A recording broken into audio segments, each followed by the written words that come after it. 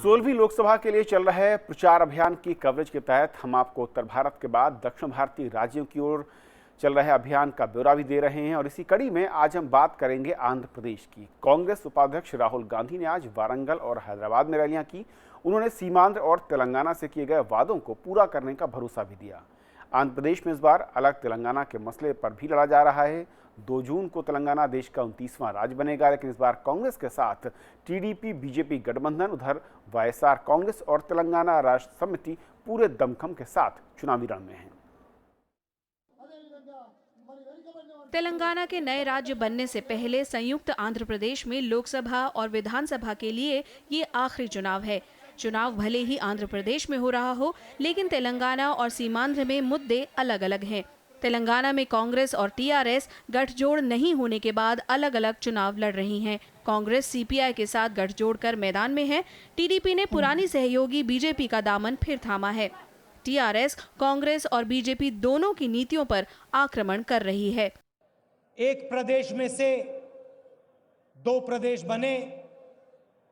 मैं चाहता हूं कि दोनों प्रदेश अब तेजी से आगे बढ़ें और जो भी वायदे हमने दोनों प्रदेशों से किए हैं उनको हम पूरा करेंगे। एक ही परिवार के 4 लोग चुनाव के मैदान में आके खड़े हो गए। क्या तेलंगाना के नौजवानों में दम नहीं है? लूटना ही जिनका मकसद है।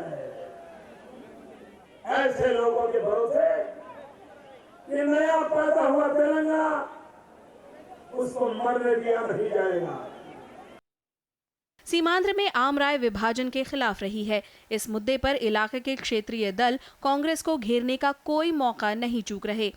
राज्य विभाजन से नाराज पूर्व मुख्यमंत्री एन किरण कुमार रेड्डी भी कांग्रेस का दामन छोड़ चुके हैं। वो अपनी पार्टी जय समाक्यांध्र पार्टी के बैनर तले मैदान में हैं। आंध्र के विभाजन के खिलाफ वाईएसआर कांग्रेस सबसे मुखर है। टीडीपी ने सीमांध्र में भी बीजेपी से सीटों का समझौता किया है। हालांकि शुरुआत में गठबंधन में खटास नजर आई, मगर बाद में इसे सुलझा लिया गया। We have decided to go together for election as alliance partners, and also we became NDA members for about 15 days back. Andhra Pradesh में बीजेपी खुद को कांग्रेस के विकल्प के रूप में पेश कर रही है, तो कांग्रेस आंध्र को मिले विशेष पैकेज को सामने रखकर लोगों से वोट मांग रही है। Of course, we argued for the welfare of Simandhra people also, because they are also part of India, they are also part of Bharat, and we feel proud that we have done both. And it's absurd argument that BJP has tried to scuttle the bill in Parliament. The first requirement is a Congress government in Telangana. It is only the Congress that will ensure that both the states live peacefully together. 2009 के लोकसभा चुनाव में कांग्रेस को आंध्र प्रदेश से 33 सीटें मिली थीं और वो पिछले 10 साल से प्रदेश में शासन कर रही थी। कांग्रेस को उम्मीद है कि भावनात्मक लहर पर सवार होकर वो कम से कम तेलंगाना की सत्ता तक तो पहुंच ही सकती है, लेकिन उसके सामने चुनौती आसान नहीं है, क्योंकि टीआरएस भावनात्मक मुद्दों को भुनाने में उससे कहीं ज्यादा आगे है। और दूसरी तरफ भावनात्मक मुद्दे सीमांध्र के इलाके में भी बहुत जोर पकड़े हुए हैं, जो कांग्रेस के पक्ष में जाते हुए नहीं दिख रहे हैं। हैदराबाद से राजकमल राव के साथ अमृता राय, राज्यसभा टीवी के लिए। तो समझने की कोशिश करेंगे इस बार के आंध्र प्रदेश की राजनीति को, वहां के गठबंधन, बदलते समीकरणों को और वहां के बड़े चुनावी मुद्दों को। और इस चर्चा में शामिल हो रहे हैं हमारे साथ कई खास मेहमान। उनका मैं परिचय करा दूं। स्टूडियो में हमारे साथ मौजूद हैं बीजेपी नेता प्रवक्ता संबित पात्रा। संबित, स्वागत है आपका। हमारे साथ वरिष्ठ पत्रकार के प्रसाद साहब हैं, जो कि असिस्टेंट एडिटर हैं द ट्रिब्यून से। प्रसाद साहब, बहुत बहुत स्वागत है। हमारे साथ कांग्रेस से हैं ब्रजेश कलप्पा, जो कि प्रवक्ता हैं। ब्रजेश जी, बहुत बहुत स्वागत है आपका। साथ ही साथ आंध्र प्रदेश से हमारे साथ हमारी सहयोगी अमृता राय हैं और उनके साथ मौजूद हैं नागेश कुमार, जो कि सीनियर जर्नलिस्ट हैं। आप सभी का स्वागत है। सबसे पहले मैं रुख करना चाहूँगा हैदराबाद। अमृता, जिस तरीके से आंध्र प्रदेश की राजनीति रही है और इस बार कहा जा रहा है कि बहुत अलग है पिछली बार के समीकरण, बंटवारा, नए गठबंधन और उसके बाद एक सहानुभूति की लहर, एक बंटवारे का दर्द। चुनावी प्रचार में क्या बड़ा शोर आपको वहां नजर आ रहा है?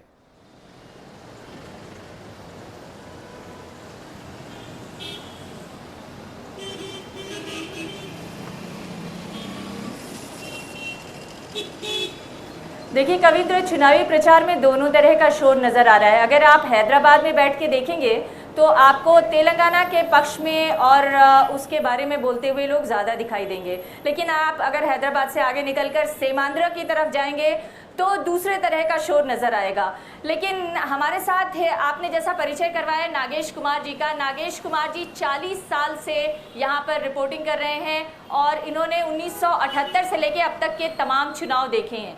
मैं चाहती हूँ कि नागेश जी ही हमसे बात करें और बताएं कि दरअसल पिछली बार के चुनावों के मुकाबले इस बार का चुनाव आपकी नज़र में किस तरह से अलग है? ये पहली बार ही देश में प्रेसिडेंट्स रूल में इलेक्शंस हो रहा है और इलेक्शंस कब हो रहे हैं, एक 25 दिन के बाद राष्ट्र का बंटवारा हो जाएगा और जून 2 तारीख को सीमांध्र में अलग गवर्नमेंट और तेलंगाना में अलग गवर्नमेंट आ जाएगा। सो इस हिसाब से ये पहली बार इंडिया में ऐसा हो रहा है, जबकि राष्ट्रपति पालन में चुनाव तो भले ही एक राज्य का हो रहा है लेकिन चुनाव होने के बाद वो दो हो जाएंगे और चुनाव जो हो भी रहा है दरअसल वो भी 2 राज्यों के हिसाब से हो रहा है। राजनीतिक दल अपने आप को अलग अलग मान के ही चुनाव लड़ रहे हैं। बिल्कुल, क्योंकि तेलंगाना में जो 2 सबसे स्ट्रॉन्ग पार्टीज हैं वो सीमांध्र में अलग ही हैं। सीमांध्र में स्ट्रॉन्ग पार्टीज जो हैं वाईएसआर कांग्रेस और तेलुगुदेशम पार्टी है। यहाँ मुकाबला तेलंगाना राष्ट्र समिति और कांग्रेस के बीच में है। तो आपने जैसे कहा ये 2 राष्ट्रों के में इलेक्शंस होने के जैसा है अभी। जी कविंद्र, तो आप ये सुन रहे हैं कि 2 अलग अलग राज्यों में होने वाले इलेक्शन की तरह ही यहाँ पर इलेक्शन लड़ा जा रहा है। भले ही अभी जो है राज्यसभा, माफ कीजिएगा, विधानसभा और लोकसभा दोनों के चुनाव एक साथ हो रहे हैं, लेकिन एक और इम्पोर्टेंट बात है, हमारे सहयोगी राजकमल पूरे इलाके का दौरा कर चुके हैं। तेलंगाना में तकरीबन सभी ज़िलों में घूम चुके हैं। और राजकमल, मैं आपसे ज़रूर ये जानना चाहूँगी कि जो सीमांध्र को छोड़ दें, अगर सिर्फ तेलंगाना की बात करें तो वहाँ पर किस तरह का मूड आपको देखने को मिल रहा है? अमिता जी, हर कोई पॉलिटिकल पार्टी, या कांग्रेस हो, भाजपा हो या तेरास हो, तेलंगाना राष्ट्र समिति, हर पार्टी अपने आप को एक तेलंगाना का गिवर की तरह प्रमोट कर रही है। इसमें एक बात देखने के लिए हमें ये मिला कि जो स्थानीय मुद्दे हैं वो तो हावी होते हुए दिखाई दिए, लेकिन ये त्रिकोणीय मुकाबला की तरह पेश किए जा रहे हैं मीडिया में, लेकिन वो ऐसा मुकाबला है ही नहीं जी। सीधा मुकाबला कांग्रेस और तेलंगाना राष्ट्र समिति, इन दोनों दलों के बीच ही है। जो सो कॉल्ड मोदी फैक्टर की बात किए जा रहा था उसका मुझे थोड़ा बहुत यहाँ के अलग जिलों में कम दिखाई पड़ा। लेकिन हैदराबाद में बैठ के तमाम विश्लेषकों से मेरी बात हो रही है और वो ये बार बार कह रहे हैं कि जो टीडीपी ने बीसी कैंडिडेट को अपना मुख्यमंत्री उम्मीदवार उतारा है उसका कुछ असर एक ट्रायंगल फैक्टर के रूप में देखने को मिल सकता है, क्योंकि बीसी फैक्टर एक बड़ा मुद्दा रहा है तेलंगाना के लिए। तो क्या वो वाकई कुछ त्रिकोणीय मुकाबला नहीं क्रिएट कर पा रहा है? टीडीपी की तरफ से एक तरह से आखिरी प्लैंक समझा जाता है, क्योंकि उससे पहले चंद्रबाबू नायडू के अलावा टीडीपी के पास कोई ऑल्टरनेटिव नहीं था। अगर राज्य का बंटवारा होगा तो यहाँ के मुख्यमंत्री कौन होंगे, ये टीडीपी की काडर में भी एक बहुत बड़ा प्रश्न चिन्ह था। लेकिन इसकी तरफ से कभी ध्यान नहीं दिया, क्योंकि इनके ध्यान पूरा भाजपा से गठबंधन में ही जुटे रहे। क्योंकि जब तेलंगाना का मूवमेंट चल रहा था उस समय तेलुगुदेशम पार्टी अपने आप को प्रो तेलंगाना मोड में प्रोजेक्ट नहीं कर पाई थी, वो लेट हो गई थी। अभी डैमेज कंट्रोल मोड करना था, इसीलिए एक बीसी स्ट्रॉन्ग कैंडिडेट जो है अभी बीसी संघ का अध्यक्ष है स्टेट का, उनको प्रोजेक्ट करके एक डैमेज कंट्रोल मोड में। चलिए अमृता, मैं लौटूंगा आपके पास। और जो राजकमल ने कहा है बहुत अहम बात है कि जिस तरीके से टीडीपी के लिए चाहे वो तेलंगाना हो चाहे सीमांध्र हो, वो 2 आंखें हैं। हम कहते हैं वो 2 पैर हैं। अगर एक पैर, हाँ, मैं अमृता लौट रहा हूँ आपके पास। जो राजकमल का बहुत ही क्रूशियल पॉइंट वहाँ पर उन्होंने रेस किया है, संबित, क्या वाकई जैसा कि कहा जा रहा था कि बहुकोणीय मुकाबला, लेकिन जो फायदा आपकी पार्टी नए साथी के साथ सोच रही थी, क्या वाकई वो फायदा जमीनी हकीकत में उतरता नजर आ रहा है गठबंधन के बाद? नहीं, बिल्कुल देखने की बात है। देखिए, सबसे जो अहम विषय है, आपको ध्यान दिलाऊं कि जो आंध्र प्रदेश, यूनिफाइड आंध्र प्रदेश था, उसका अगर कोई सम्राट था तो वो कांग्रेस ही था। आप देखिए 33 सीटें लेके पिछली बार कांग्रेस वहाँ से आई थी और विधानसभा में भी बहुमत के साथ जिस प्रकार से वो थे, मगर आप देखिए राउटिंग इस कदर हुआ है कि कांग्रेस आज वहाँ बिल्कुल डेसिमेट हो चुकी है। कोई सीट वहाँ से आने की ज़्यादा संभावना है नहीं, चाहे तेलंगाना की 17 सीटों में से हो या सीमांध्रा के 25 सीटों में से हो। जहाँ तक तेलंगाना का विषय है, आप देखिए, पहले तेलंगाना को ले लेते हैं। जो टीडीपी और बीजेपी का गठबंधन हुआ है, मैं उसे बहुत अच्छा मानता हूँ, क्योंकि आप देखिए तेलंगाना में भी बीजेपी का एक ओल्ड बेस रहा है। निज़ाम को लेकर जो हमने संघर्ष किया था, या जो राजा कर्स थे उनको लेकर जो संघर्ष किया था, इसके कारण हमारा एक ओल्ड बेस, जब स्टेटहुड फॉर्मेशन हुआ था उस समय का हमारे विचारधारा से जुड़ा एक ओल्ड बेस रहा है। वहीं वहाँ आप देखिए टीडीपी का भी एक बहुत स्ट्रॉन्ग बेस तेलंगाना में भी है। वो इस प्रकार से है कि जो सेटलर्स हैं सीमांध्रा से, जो सीमांध्रा से लोग वहाँ जाके बहुत वर्षों से बसे हुए हैं और जो वहीं के हो गए हैं, जहाँ वहाँ उनका पूरा व्यवसाय चल रहा है, उनका एक बहुत बड़ा तबका जो सपोर्टर टीडीपी का है। तो ये जो गठजोड़ बन रहा है ये बहुत स्ट्रॉन्ग गठजोड़ है और वहाँ टीआरएस को एक बहुत स्ट्रॉन्ग फाइट वहाँ मिलने वाली है और मुझे लगता है मोदी फैक्टर के साथ ये मिलकर अपने आप को उभारेगा। वहीं टीआरएस, आपने जो पॉइंट कहा मैं इस पर एक रिएक्शन चाहूंगा ब्रजेश कल्पा आपसे कि जो संबित कह रहे हैं कि ये जो गठबंधन है ये तेलंगाना, अभी मैं अगर उस रीजन की बात करूं, क्या वाकई आपको दिख रहा है कि बीजेपी की जो रणनीति है वो उतनी कारगर नजर आ रही है, या फिर तेलंगाना को लेकर जो कांग्रेस ने सोचा और जो इस वक्त हकीकत में नजर आ रहा है उसमें आपको ज्यादा फायदा दिख रहा है एज ए यूनिफाइड, अगर मैं एक यूनाइटेड स्टेट की बात कर रहा हूं उससे पहले की? देखिए, पहली बात यह है काविंद्र कि जब बीजेपी और टीडीपी का गठबंधन जो हुआ था उसमें देखिए इसमें क्लियर पोजीशन दोनों का नहीं था कि बनेगी क्या। अगर तेलंगाना बन भी सकता है कि किसका सपोर्ट से बनेगा, और बीजेपी ने जो एक कदम उठाया है उसको टीडीपी ने, देखिए आप देखते हैं कि राज्यसभा ने टीडीपी ने उसको रोकने का पूरा कोशिश किया। तो ये जो इनका द्वंद्व नीति है इसको इलेक्टोरेट को जो समझाना जो है ये बहुत मुश्किल की काम है और मेरे ख्याल से इसमें वो विफल रहेंगे।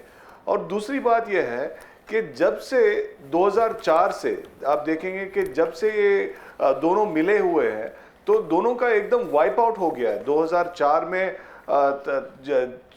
2004 से पहले जो चंद्रबाबू नायडू का एक अहम पोजीशन रहा वो 2004 में एकदम खत्म हो गया।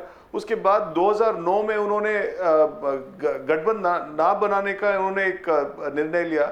तो ये सब चीजें जो है वो दोबारा आएंगे अब इलेक्टोरेट के सामने जब 2014 में जो चुनाव होगा।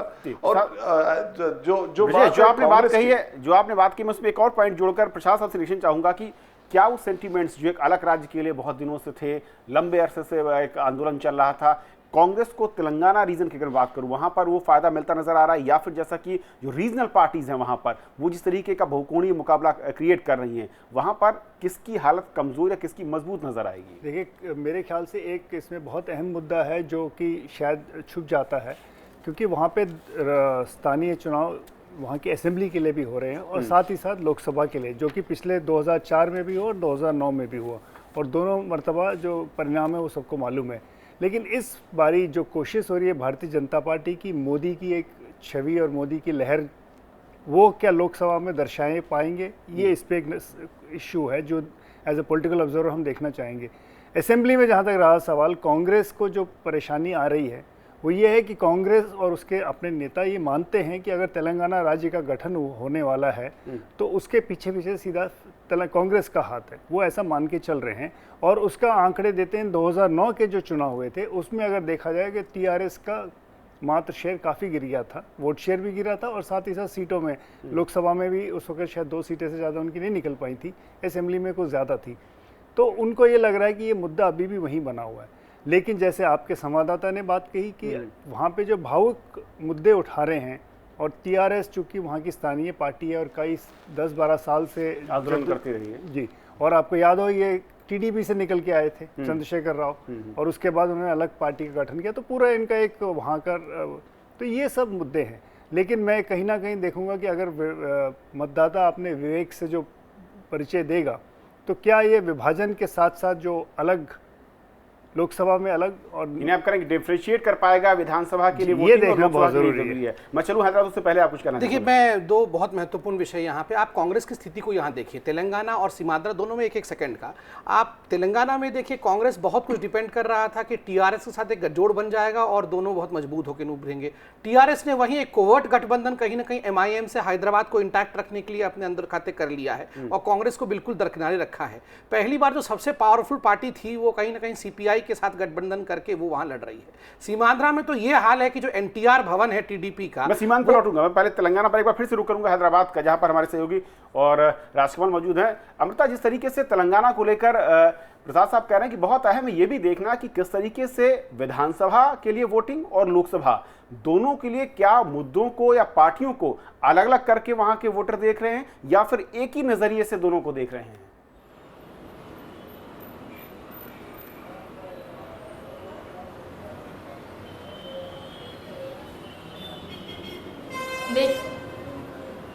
देखिए कविंद्र, अगर यहाँ की स्थिति की बात करें तो मैंने अब तक जितने भी लोगों से बात की है, चाहे वो यहाँ के राजनीतिक विश्लेषक हों या आम लोग हों, सबके मन में तेलंगाना का सेंटीमेंट बहुत ज़्यादा हावी है।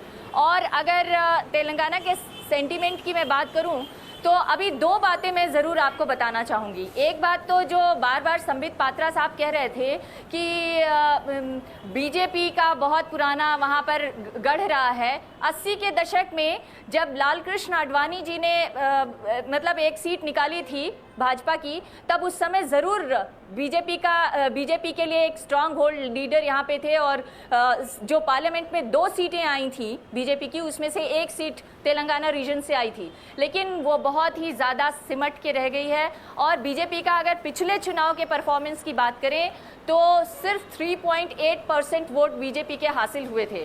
और अगर गठबंधन की बात करें तो गठबंधन भी, यहाँ पे जो राजनीतिक विश्लेषक और जानकार हैं वो मान रहे हैं कि यह अवसरवाद का गठबंधन है, अनैतिक गठबंधन है। लेकिन मुश्किल ये है कि इन तमाम अवसरवादिता के बावजूद कांग्रेस इसका फायदा नहीं उठा पा रही है। यह हकीकत है, ये सच्चाई है। लेकिन मैं एक सवाल ज़रूर जानना चाहूँगी, जो हमारे स्टूडियो में चर्चा हो रही है, वो ये चर्चा हो रही है कि ये जो चुनाव है ये लोकसभा और विधानसभा का साथ साथ होने वाला चुनाव है। क्या दोनों के रिजल्ट एक दूसरे के उलट आ सकते हैं या सिमिलर होंगे और बिल्कुल सिमिलर मुद्दों के साथ लड़े जा रहे हैं? ज़रूर अलग हो सकते हैं, क्योंकि आपने जो 2009 इलेक्शंस हुआ उसमें कांग्रेस को 33 सीट आए 42 सीटों में से, लेकिन जब असेंबली तक हुआ उनको 294 में से सिर्फ 155 सीट्स ही आए। तो राजशेखर रेड्डी एक बहुत ही पावरफुल चीफ मिनिस्टर थे, लेकिन तब भी उनको उतने सारे सीट नहीं आए। तो अभी यहाँ एक समझने की बात यह है कि यहाँ मोदी फैक्टर से ज़्यादा तेलंगाना सेंटिमेंट का फैक्टर वो ज़रूर है जी। तो वो असेंबली इलेक्शंस में ज़रूर काम करेगा। तेलंगाना में ही नहीं, सीमांध्र में भी वो ये फैक्टर जो है काम करेगा, दैट इज़ यूनाइटेड सेंटिमेंट।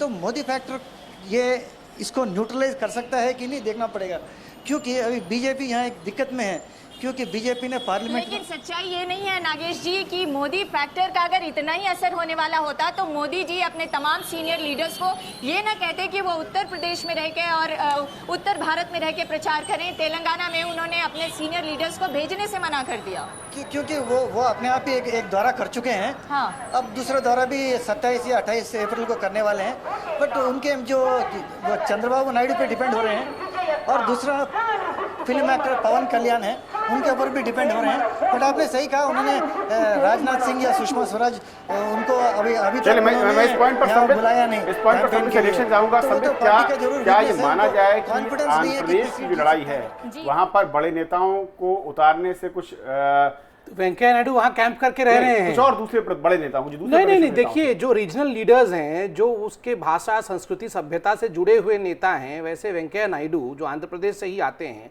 वहां वो कैंप करके रह रहे हैं और पूरा कमान उन्होंने संभाला हुआ है। प्रकाश जावड़ेकर जी वहां कैंप करके वहां वो संभाल रहे हैं। पी मुरलीधर राव जो पार्टी के जनरल सेक्रेटरी है वो वहां कैंप किए हुए हैं। और कैसे वहां लोग कैंप करें, बाकी सभी नेता कहीं ना कहीं से चुनाव भी लड़ रहे हैं। तो स्वाभाविक रूप से जो होना चाहिए वो हो रहा है पार्टी की ओर से। नरेंद्र मोदी जी ने कितनी बार जाके वहां पे रैली भी कर लिया और भी रैली 28 तारीख को करने वाले हैं। तो मुझे लगता है पार्टी की ओर से किसी प्रकार की कोताही नहीं है, जिस प्रकार से संभालना चाहिए बिल्कुल संभाला हुआ पार्टी ने। और आप रिजल्ट में 16 को देख ही लीजिएगा।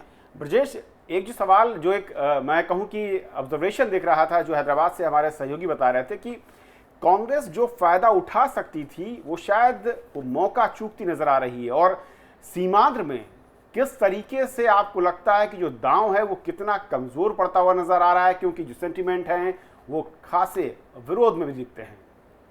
देखिए Kavindra, as far as Congress is concern, आप देखेंगे, आप ये मान भी लेंगे 16 को जब आपका रिजल्ट्स आएगा कि कांग्रेस का परफॉर्मेंस जो एकदम सरप्राइजिंग परफॉर्मेंस होगा in so far as Seemandhra is concern. And Telangana की जो बात है, तेलंगाना में हम अच्छे प्रदर्शन ही करेंगे, आप वो भी देख लेंगे।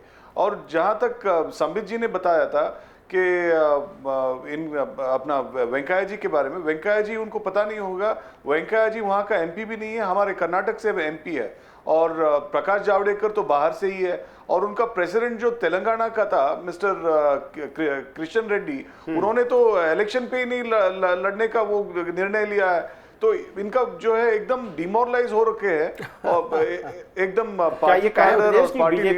बीजेपी ने आपके लिए रास्ता खुला छोड़ दिया, वहां पर आसान कर दिया रास्ता। मैं उत्तर दे देता हूं इनको। देखिए, सबसे महत्वपूर्ण कवीन, सबसे महत्वपूर्ण विषय है, आप अगर सीमांध्रा को देख लीजिए, मैं थोड़ी देर पहले यही बता रहा था कि जो एनटीआर भवन है, जो टीडीपी का हेडक्वार्टर है, उसको आजकल मजाक मजाक में गांधी भवन भी कहा जा रहा है, जो पहले कांग्रेस का हेडक्वार्टर होता था। तमाम लीडर इनके वहाँ शिफ्ट हो गए हैं, आज इनको अध्यक्ष बनाने के लिए भी लोग नहीं मिल रहे हैं। और मेरे मित्र से आप पूछिए, अभी थोड़े दिन पहले अर्बन लोकल बॉडी इलेक्शंस हुए थे, वहाँ पे अर्बन लोकल बॉडी इलेक्शन में 50 कैंडिडेट फील करने के लिए इनको 9 कैंडिडेट्स मिले। कांग्रेस के पास कैंडिडेट ही नहीं है जो नॉमिनेशन भरे जाके इलेक्शन लड़ने के लिए, और ये बोल रहे सरप्राइजिंग रिजल्ट होने वाला है। हाँ, वाकई सरप्राइजिंग होने वाला है, जो आज तक कभी नहीं हुआ था कांग्रेस का आंध्र प्रदेश में, उसी प्रकार का रिजल्ट आने वाला है। तो आप सीमांध्रा के विषय में भी देखिए, सीमांध्रा में टीडीपी और बीजेपी का एक बहुत, आप जो ओपिनियन पोल्स हम देख रहे हैं, आप देखिए फरवरी के आसपास जितने भी ओपिनियन पोल्स हो रहे थे, कहीं ना कहीं वहाँ वाईएसआर रेड्डी के पार्टी को भी बढ़त दिखाया जा रहा था कि ये आगे रहेंगे, दूसरे नंबर पे टीडीपी आ सकती है। मगर अभी 2-3 हफ्तों से जब से ये अलायंस हुआ है, आप देखिए आप बढ़त टीडीपी और बीजेपी अलायंस को दिखाया जा रहा है। और जितने भी पोल हुए हैं, ओपिनियन पोल्स हुए हैं, आप उसमें देखिए जो प्राइम मिनिस्टर कैंडिडेट के विषय में पूछा गया है, तो नरेंद्र मोदी जी का नाम वहां सर्वाधिक रूप से एक्सेप्ट किया गया है। जो मेरा अनुभव है, और प्रसाद साहब समझाएंगे कि जो पार्टी के मुफीद हो, पार्टियां कहती है मान रहे हैं, जिन पार्टियों के खिलाफ होता है वो कहते हैं कि देखिए ये तो वक्त बताएगा, या फिर 16 तारीख को। मैं एक लाइन में कह दूं, आप ये पहली बार देखिए, कभी भी भारतीय जनता पार्टी ओपिनियन या एग्जिट पोल पे डिस्कशन करने से अपने आप से अलग नहीं रखा, वो डिस्कशन की है। चाहे कांग्रेस ने हमेशा डिस्कशन, कुछ समय से आप देखिए कांग्रेस डिस्कशन भी पार्टिसिपेट नहीं कर रही ओपिनियन पोल में। हाँ, जब कर्नाटक के चुनाव हो रहे थे वहां उनको जीत दिखाई दे रही थी, तब वो ओपिनियन पोल के बिल्कुल एक अलग बहस करेंगे। लेकिन प्रसाद साहब, जो दोनों ही पक्ष हैं, जो कि हमारे वहां से समझौता बता रहे हैं, सीमांध्र में किस तरह की मुश्किलें आप देख रहे हैं? क्योंकि यहाँ पर जो फैक्टर, जैसा कि संबित दावा कर रहे हैं कि एक बड़ा फैक्टर दिख रहा है, और कांग्रेस के लिए जो बागी मैं कहूँ जो उम्मीदवार हैं या फिर जो लोग छोड़कर पार्टी गए हैं, उसने मुश्किलें बढ़ा दी हैं। मैं एक चीज़ तो जो मेरे अनुभव है आंध्र के पॉलिटिक्स देखा, और वहाँ पे सबसे पहली बात, भारतीय जनता पार्टी का इतना फैलाव नहीं है पूरे आंध्रा में, खासकर सीमांध्र में। हाँ, ये ज़रूर इनको फ़ायदा ज़रूर मिलेगा, क्योंकि टीडीपी का एक संगठन बहुत मजबूत है और फैला हुआ है, उसका ये कहीं ना कहीं फ़ायदा इनको ज़रूर मिलेगा। लेकिन वो किस रूप में मिलेगा, कितनी सीटें निकल पाएंगी, ये बात की बात है। रहा सवाल भारतीय जनता पार्टी का, थोड़ा बहुत ज़रूर पकड़ है, और ख़ासकर वहाँ आरएसएस का कुछ काम रहा है पुराने, जो अभी संबित जी जो बात कर रहे थे, तेलंगाना और निज़ाम के पुराने इलाके में, और उसका कहीं ना कहीं फ़ायदा उनको मिलता रहा। एक आध बारी सीट भी जीती है सिकंदराबाद में, और उनके सांसद रहे, और वाजपेयी जी के साथ उन्होंने मंत्री भी रहे। और आपको याद है 99 में जब उन्होंने वाजपेयी जी के साथ टीडीपी ने गठबंधन किया था बीजेपी के साथ, तो फ़ायदा कहीं ना कहीं दोनों को मिला था। तो सवाल ये है कि सीमांध्र के मुद्दे अलग है, कांग्रेस ज़रूर वहाँ लुप्त है इस वक्त, ये तो मानना ही पड़ेगा। वाईएसआर कांग्रेस, जो कि पहले जैसे संबित जी भी कह रहे थे, लेकिन पिछले कुछ दिनों में जो रिपोर्ट्स आ रही हैं वहाँ से, और जो आप पढ़े हैं वहाँ पे, तो कहीं ना कहीं टीडीपी की वापसी दिख रही है वहाँ पे, जो कि एक तरफ काफ़ी हद तक उनको नुकसान दिख रहा था। टीडीपी इस वक्त कहीं ना कहीं फ़ायदे पे आ रही है, ये नज़र आ रही। मैं एक रिएक्शन चाहूँगा, ब्रजेश आप कुछ कहना चाह रहे थे, और जो प्रसाद साहब ने कहा, क्या वाकई यही हकीकत के खासा करीब नज़र आ रहा है इस वक्त? नहीं, जस्ट इतना ही बोलना चाह रहा था कविन जी कि देखिए, आप 2004 में इन्होंने इतना बात किया सर्वेस के बारे में। एक बड़ा सा सर्वे हुआ था जिसका नाम था नीलसन 45,000 पर्सन्स को बात किए थे, और उन्होंने क्या कहा था कि कांग्रेस को 100 सीट भी नहीं आएगा और बीजेपी का पूर्ण बहुमत आएगा। और तीसरी बात यह है कि उनका प्रधानमंत्री का उम्मीदवार जो है, जो वाजपेयी साहब थे, उनको अप्रूवल रेटिंग था 50% नियरली, और सोनिया जी का अप्रूवल रेटिंग था खाली 20%। तो ये सारा हमने देखा हुआ है कि इनका जो ओपिनियन पोल्स, जो पोलस्टर्स जो करते हैं, वो सारा उन्होंने तो न्यूज़ एक्सप्रेस ने अब उसका खुलासा भी कर दिया, और 11 इनको पोलस्टर्स को दिखाया। लेकिन मेरा जो सवाल था कि क्या सीमांध्र में जो आपके दिग्गज नेता थे पार्टी में, अलग पार्टी बंटवारे के बाद जो विरोध दिखा, उसका खामियाजा जो है, उसकी भरपाई कैसे आपको नजर आ रही है सीमांध्र में?